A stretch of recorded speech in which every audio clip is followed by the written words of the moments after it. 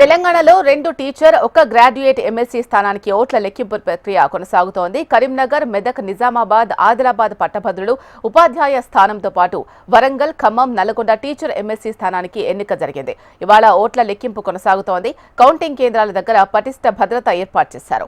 Nalgonda, Khammam, Warangal teacher MLC ఎన్నికల ఓట్ల లెక్కింపు ప్రక్రియ నల్గొండలోని అర్జాలబావి గోదాంలో జరుగుతోంది. వ్యాలిడ్, ఇన్వాలిడ్ ఓట్ల ప్రక్రియ తుది దశకు చేరుకున్నట్లు తెలుస్తోంది.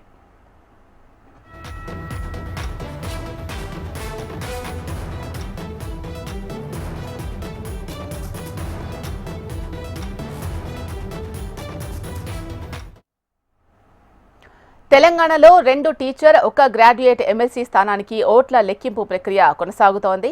ఓట్ల లెక్కింపు ప్రక్రియకు సంబంధించి పూర్తి సమాచారం అందించడానికి మా ప్రతినిధి అశోక్ లైవ్ లో సిద్ధంగా ఉన్నారు. అశోక్, చెప్పండి. శీల, నల్గొండ, ఖమ్మం, వరంగల్ ఉపాధ్యాయ ఎమ్మెల్సీ ఎన్నికకు సంబంధించినటువంటి కౌంటింగ్ మొదలైంది. మొదటి ప్రాధాన్యత ఓట్లకు సంబంధించి కూడా దాదాపు పూర్తి కావాల్సి వస్తుంది.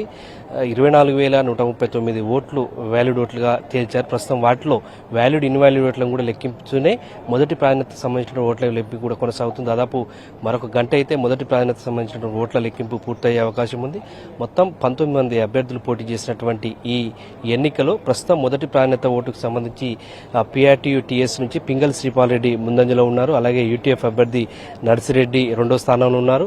మూడో స్థానంలో పూల రవీందర్, హర్షవర్ధన్ రెడ్డి, సర్వోత్తం రెడ్డి వీళ్ళు ముగ్గురు కూడా పోటీ పడుతున్నారు. ప్రధానంగా మొదటి ప్రాధాన్యత ఓటుకు సంబంధించి ప్రస్తుతం లెక్కింపు ప్రక్రియ కొనసాగుతుంది.